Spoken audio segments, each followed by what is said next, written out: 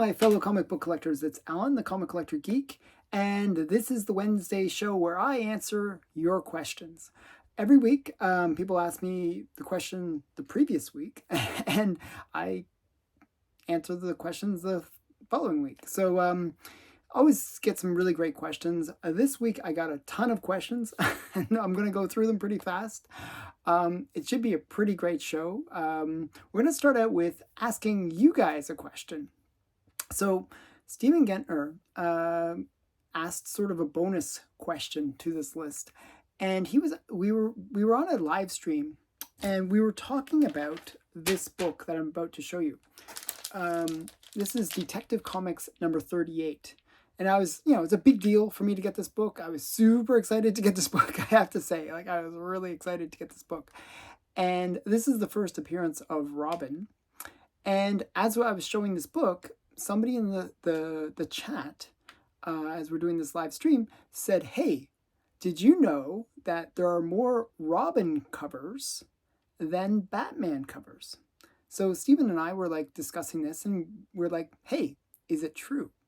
Is it true? Maybe, like, I could see it in the Silver Age, because, we got Teen Titans and got a bunch of titles where Robin appears by himself.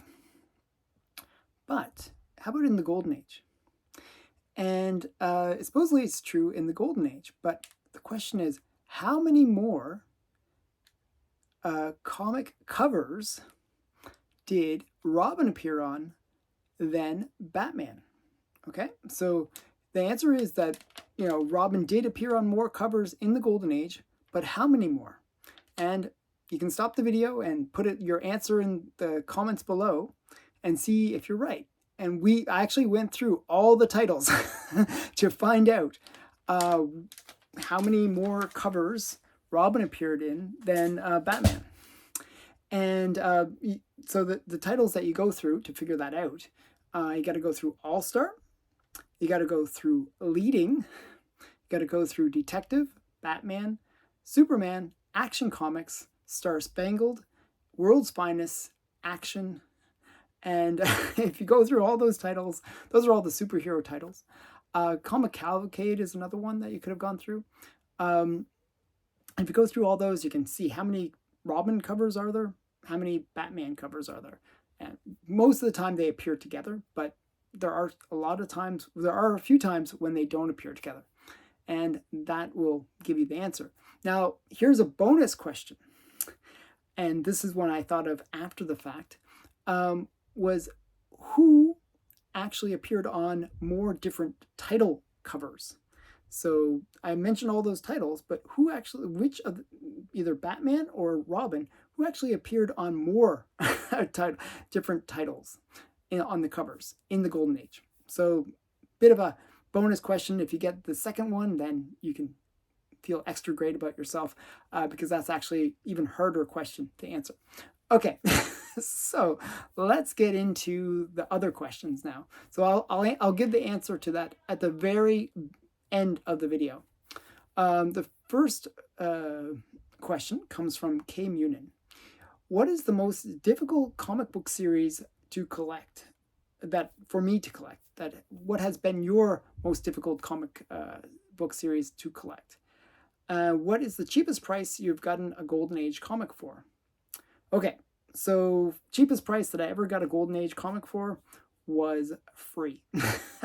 I've been gifted Golden Age comics before, and I've had actually dealers give me a Golden Age comic. So free is as cheap as you can get. So I figured, hey, that's the way to answer that question. I can't even remember which comics they were. Like, I can remember ones that Bigby McFly actually just gave me some Golden Age magazines. But I can't think of which ones that I got for free that were Golden Age titles. But I did get a few. But I have seen where I've seen like one dealer, he had like a Dell collection, like, like sort of like these Disney and Dell 4-color books. And they were $5 each for Golden Age cartoon covers. So there are a lot of very affordable Golden Age ones out there. Now, to answer the other question, which is the most difficult series that I ever had to collect or tried to collect, you would think I would say Wonder Woman, because Wonder Woman was a pretty massive series. It's like 329 issues, and that took me a while to do. It took me like 40, almost 50 years to do. It was pretty hard. However, the most difficult series is one that I've been really trying to get for a while now, is Zombie Tramp. Like, I was able to complete the Wonder Woman one, which I thought was a harder task, before I could complete the Zombie Tramp one. And there's just one issue that has been plaguing me in terms of getting that complete Zombie Tramp run. And Zombie Tramp number 3. I just haven't been able to find a copy, and it's a really rare book. There's like less than 10 on the census, and it's a modern book. So that's that's the weird thing about it. You'd think it would be pretty easy to find, but it's really rare. So that's the one that's still haunting me, and I still haven't completed it. But it's pretty big run. There's over 100 comics in the collection. So yeah, it's as big in terms of the number of different issues to get as Wonder Woman. Like, I think actually there's over 100, but there's all the variants. It just adds up, where it's like a few hundred variant altogether. So and I have pretty much most of them. So it's been a pretty hard collection to get. It's sort of unusual that you would think, oh, a modern one should be really easy. But yeah, I hope that answers your question. The next question comes from Dr. Sean. If you could only buy / keep one Wonder Woman comic, which one would you pick? Sensation 1, All-Star 1, or All-Star 8, or Wonder Woman 1. So those 3 books would be All-Star is Wonder Woman's first appearance, All-Star 8, and then Sensation Comics is her first cover appearance, and then Wonder Woman 1 is her first titled book, and it's all 3 are great books. The one that I would pick, though, of the 3 is All-Star 8. So if I could only get one of the 3, I would want to get her first appearance. I have all 3, so nope, it's not a problem for me. But I would get this book first, because it is the bigger key of the 3 types of keys. Getting that first appearance is so key for me. I really love having first appearances, and it's something I love to collect. I love the idea of having that, oh, this is the first time this character appeared in comics. I think it's cool. So All-Star 8 is the one that I would choose. Okay, next question comes from Cha5. One thing I've heard about getting older Golden Age books graded is that CGC uses polyethylene in their holders, which is bad for long-term archival storage, unlike, for example, Mylar. Any thoughts? So I actually looked into this, and that's not actually true, from what I can tell. The polyethylene, which is what they use, is actually better than other forms of plastic that you can use. There's less static, but it's also an inert substance. And this, like, whenever they do these bags, or cases, in the case of CGC or CBCS or PGX, they want to use an inert substance with the comic. So basically something that's going to not react with the comic that's inside of it. And polyethylene is actually one of the best for doing that, not reacting.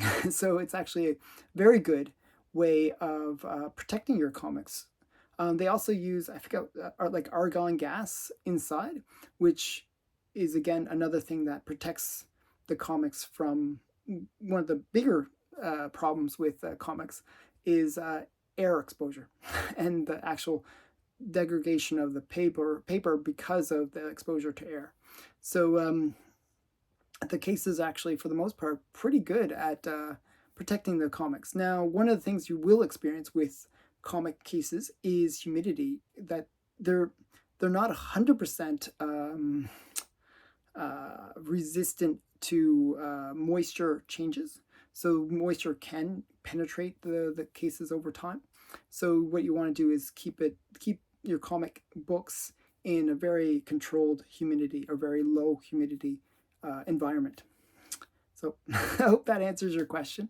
But I did look into it. I actually did quite a bit of research on it, and that's all I could find. So hopefully you feel safer with your slabs now. Next question comes from Craig Wagner. What site or app do you use to catalog and track the value of your collection? What is the first Golden Age comic you bought? Well, so the first part of that is I use cover price to track my collection, and I've data entered in at about 1,000 books. I really have a long way to go because I have like over 20,000 in my collection, but I've been data entering in a whole bunch of books. And for the most part, I've done that. Cover price does tell you approximately how valuable the books are, but for the most part, what I'll do actually is use Go Collect so I have cover price, but I use Go Collect to do the approximations of the value of the books. Now, I also use another site called GPA Analysis, which is another great tool for determining the value of your comics. One of the things that I have a problem with actually is I will generally, like, once I buy the book, I really know the price at that time, but as the years progress, I forget that, hey, that book's probably worth a lot more than when I paid for it. And sometimes I don't necessarily check that. And sometimes when I do check it, I'm suddenly surprised by, hey, this book has really gone up in value. A lot of the books that I bought in the 90s, I'm shocked. Like, I always consider them sort of dollar bin kind of books, and sometimes they're not, which is a rare thing with 90s books. But for the most part, I use cover price, Go Collect, and GPA Analysis to track and manage my collection in terms of cataloging. The next question comes from Black Box Silver and Bronze. Before I get to his question, you asked me which is the first Golden Age comic that I bought. Well, the first Golden Age comic book I bought is this one, and you can even see how much I paid. And I think I got a bit of a discount, actually. This is The Vault of Horror, number 27, and it's, I believe it's a Johnny Craig cover. Yeah, Johnny Craig. And just a cool cover, like sort of this weird, like, gooey monster thing going on. And this was my very first Golden Age book. And what happened was I went to a convention back in the 90s, and I was really eager to find something with Tales of the Crypt or with the Crypt Keeper on it. And I didn't have much money. I was like a poor student at the time. So I was like, oh, what can I get? I have like 20, 30 bucks. This was the book that I picked up. So I was like, and it has like the Vault Keeper, the Old Witch, and the Crypt Keeper. So that was why I was super excited to get this one. So this was my first EC book, and it's my first Golden Age book. So yeah, I was super excited to get it though. Okay. Next question is from Black Box Silver and Bronze. Joe asked, in part 7 of the history unboxing or historical unboxing, you showed a Shock Adult Crime Stories Illustrated number 2. It looked like something was written on the mirror in lipstick or blood. Are the words legible, and If so, can you please tell us? Well, I brought the book over to show you. So I showed this book in my historic unboxing, which was, I think, just yesterday I showed this book. And it's just a really cool cover, good girl art cover, plus horror. But probably you can't read this. So I'm going to read it to you. It's written in lipstick, and it reads, "Help me. Stop me. Please let me, don't let me do this again. Don't let me do this again." So that's written on lipstick, and you see the guy, he's probably a murderer, and that's what he wrote on the lipstick, in lipstick on the mirror. So just kind of a cool, pulpy kind of feel to a magazine. It's a very pulp style EC comic. So this one is kind of interesting because this series came out after the code was applied, and it was kind of EC's attempt to get around the code by using a magazine format. It's a very cool book. So that was from 1956. Okay, next question comes from Michael L. Do you have a problem purchasing incomplete books if the page that is missing does not affect the story? I picked up an X-Men 1 in a 0.5 for a good price. That is missing page 16. Well, we are twinsies because I have an X-Men number 1 in a 0.5. So we're twins in this one. This one is actually complete. It's just very rough condition. And that's why I got the 0.5. I'm actually thinking that if I resubmitted this with a little bit of cleanup, it probably would get the 1.0. But how do I feel about missing pages?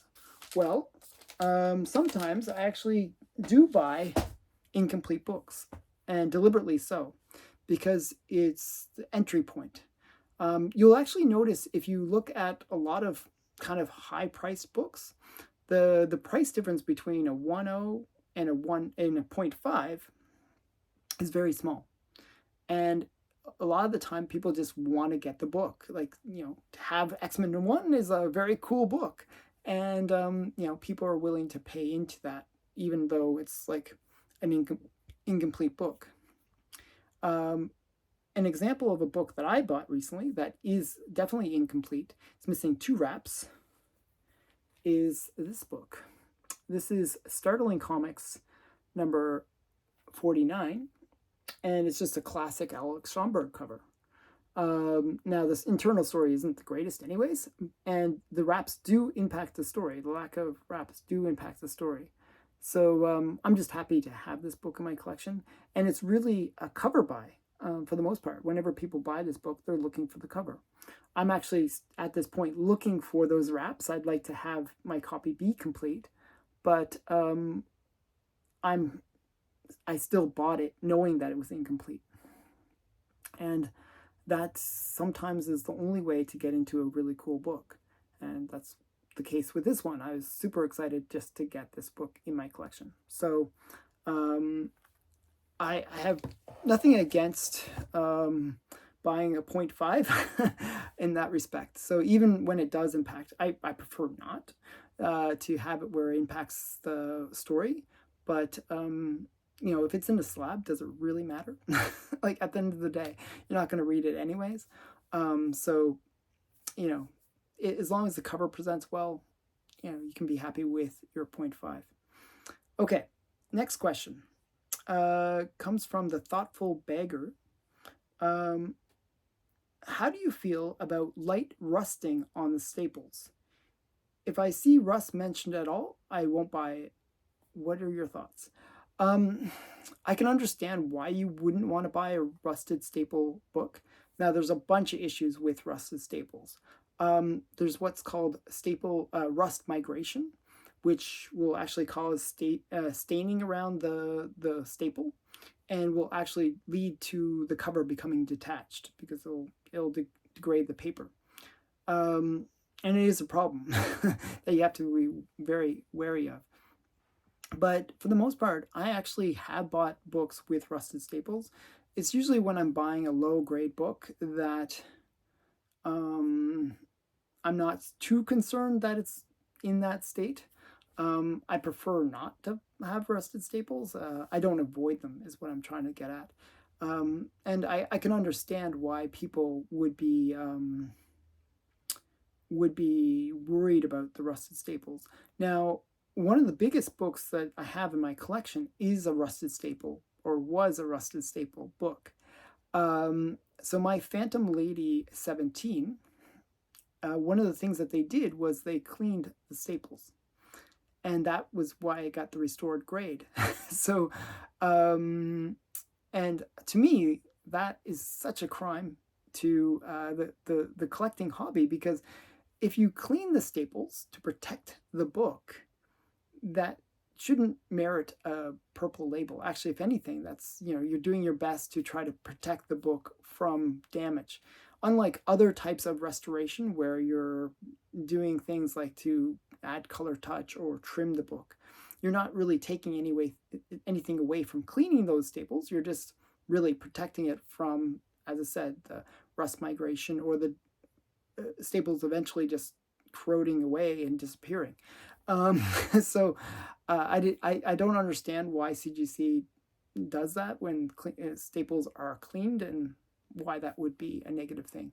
But they do consider that very negative. So probably you're doing the best thing actually by avoiding rust. But sometimes with the older books, it's really hard not to have rusted staples or even slight rusted staples. It is part of the thing with older books and the type of staples that they used in the past. So I hope that answers your question. Next question comes from Night Tiger. What is your earliest faucet and your favorite? Okay, so I brought both my earliest and my favorite faucets. My earliest faucet is from 1940, and it is Whiz Comics number 3. Technically, it's Whiz Comics number 2. You can see that. This is a restored book. Whoever, looks like some kid got this book because there's a lot of coloring on this book. Like you can see, like this has been all colored. You can even see his lightning bolt has been colored. But this is a major book. This is the second appearance of Shazam, or Captain Marvel in the Golden Age. That's what he was referred to as. And it's just a great book. I really love this book. One sec here. Actually, there's some staple debris, slab debris inside the thing there. I'm not sure if you can see that. I just noticed it for the first time by the Z. That's like debris inside the slab. But yeah, this is just a really cool book. It has restoration. It says restoration includes color touch, pieces added, tear seals, and reinforced. So, but it is a cool book. It's the closest I can get to getting his first appearance. So that's pretty high on my list of my favorites, but it's not my favorite. It's just my earliest. My favorite Captain Marvel and / Fawcett book is Captain Marvel 18. This is the first appearance of Mary Marvel.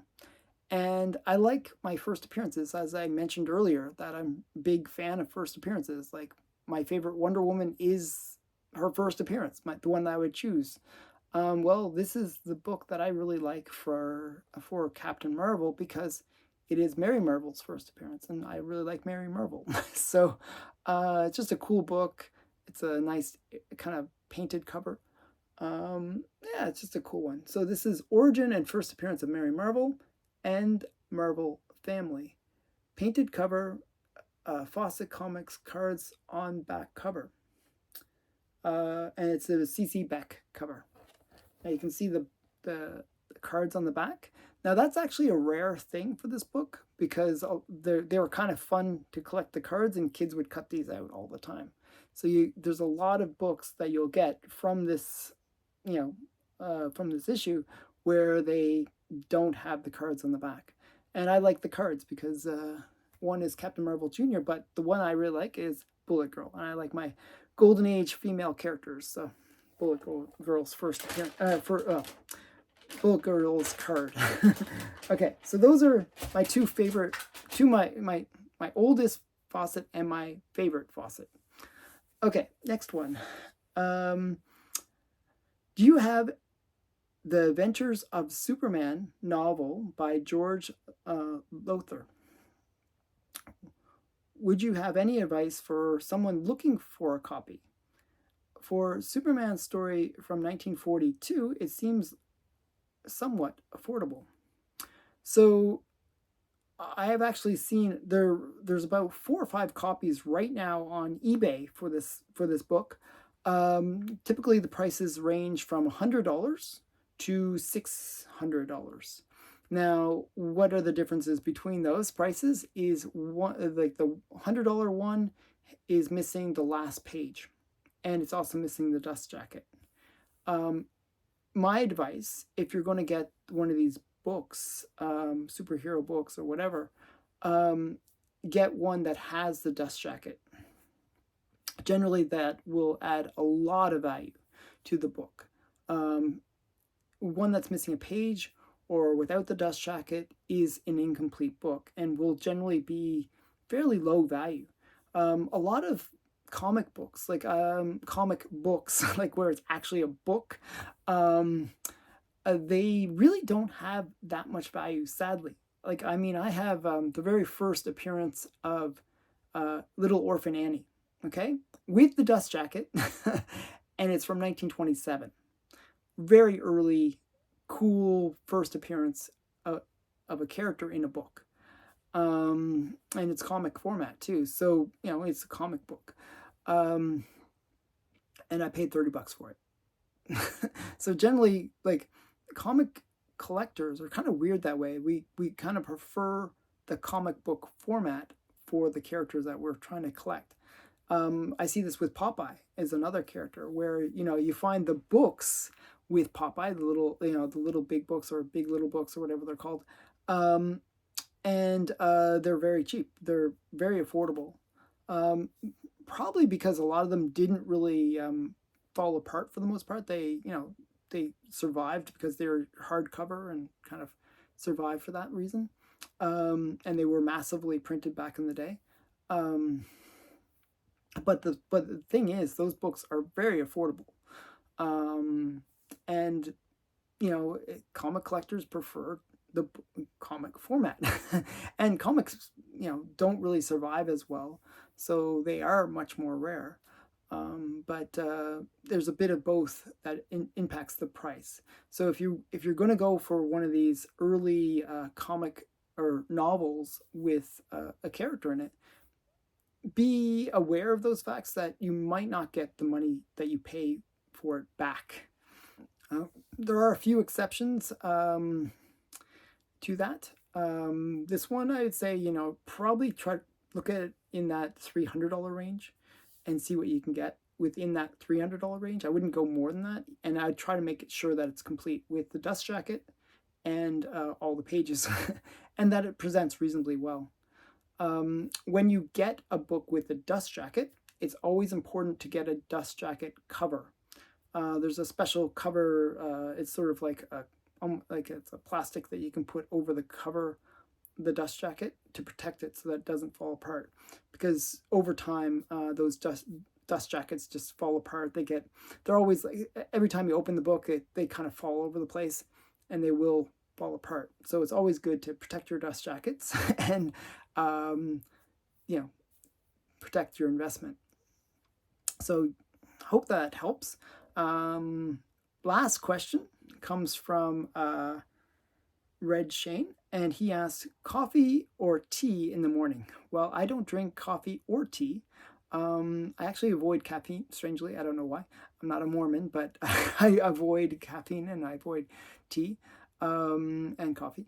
I just don't drink them. So I try to be awake without having to rely on something to wake me up. So that's, I don't know, my weird life. Now, all of that, we're going to go back to the first question, which I asked you guys. I asked you guys which character appeared more, Batman or Batman or Robin on the covers. And the answer was Robin. I already answered that.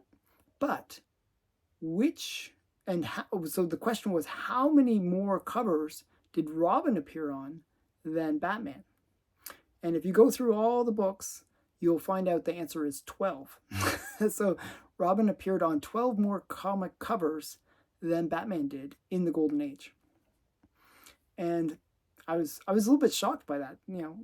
And the reason for the fact that Robin appeared on more covers was in Star Spangled, Robin was one of the key characters, and he had his own little run within that, and he's just on all the covers for that.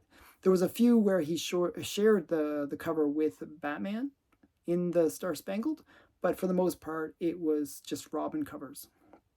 And, you know, if it wasn't for that, Batman would have won, but because of that, Batman came second out of who had most covers. And the answer is 12. Now, the second part of the question is who appeared on more different title covers? And the answer is Batman. He actually appeared on a couple titles that Robin didn't appear in, and one of those is All-Star Comics, and another one was Superman. He appeared on one cover, one cover on Superman, which was Superman 76, where he teams up with Superman, and it's like the greatest team up ever. And they actually reveal each other's secret identities to each other. So they kind of, you know, tell a little bit of inside stuff to each other. So kind of a key book, actually. And that's the answer to all the questions. I hope you enjoyed this video. If you have questions that you'd like to ask, well, put them in the comments below and I'll do my best to answer them. Thanks again for watching. Bye for now.